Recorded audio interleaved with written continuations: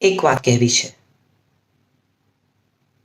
કેટલા બધા લોકો અત્યારે ફરિયાદ કરે છે કે પાન મસાલાની દુકાનો ખુલી, કરિયાણાની દુકાનો ખુલી, ઓફિસીસ ખુલી, મંદિર નથી ખુલતા.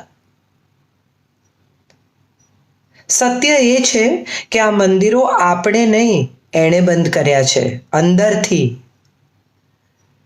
તમે વિચારો, આપણે કેટલી ભીડ કરી, કેટલો ઘોંઘાટ કર્યો. જેની પાસે વધારે પૈસા હોય એ આગળ જઈ શકે. એક ગરીબ માણસને, એક લાચાર માણસને ઈશ્વરના દર્શન કરવા હોય તો ધક્કા ખાવા પડે. એને આ પસંદ નથી. એને તો સહેજ પણ મલિનતા કે અશુદ્ધિ પસંદ નથી. માટે તો રોજ સવારે ફૂલોને ઝાકળથી ધુએ છે, જેથી એના ચરણમાં ધોવાયેલા શુદ્ધ ફૂલો જાય. આપણી ભીતરની મલિનતા સાથે કેવી રીતે સ્વીકારે આપણને? શુદ્ધ થઈએ, સાચી શ્રદ્ધા સાથે એનો ડોરબેલ વગાડીએ. એ પણ એકલો છે અંદર, આપણી રાહ જોઈ રહ્યો છે. એને પણ આપણા વગર નથી ગમતું. પણ હવે એણે નક્કી કર્યું છે કે આપણે જ્યાં સુધી શુદ્ધ નહીં થઈએ, સાચા નહીં થઈએ, એની બનાવેલી આ દુનિયાને રિસ્પેક્ટ નહીં કરીએ, એણે સર્જેલા તમામ જીવોનો આદર નહીં કરીએ, પરસ્પરનો આદર નહીં કરીએ, ત્યાં સુધી કદાચ આપણે માટે દરવાજા નહીં ખોલે.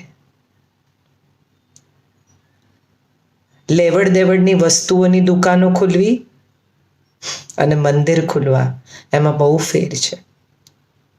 દુકાનો સરકાર ખોલે છે, મંદિર ઉપરની સરકાર ખોલે છે. તો ચાલો સાથે મળીને પ્રાર્થના કરીએ. જેણે આપણને બનાવ્યા એને બનાવવાનું બંધ કરીએ. પૂરા સ્નેહથી, પૂરા આદરથી, પૂરા વાલથી, પૂરી શ્રદ્ધાથી અને આપણા અપરાધોની ક્ષમા માંગીને એને કહીએ કે દરવાજો ખોલ, અમને તારા વગર નહીં ચાલે. તું તો કદાચ અંદર એકલો રહી જઈશ, પણ અમે આટલા બધા કરોડો લોકો તારા વગર એકલા પડી જઈશું. એક શ્રદ્ધા સાથે, સ્નેહ સાથે એનો ડોરબેલ વગાડીએ. અંતે તો એ આપણા સૌનો પિતા છે, સર્જક છે. એણે જ જો ક્ષમા શીખવી હોય તો એ આપણને ક્ષમા કરશે.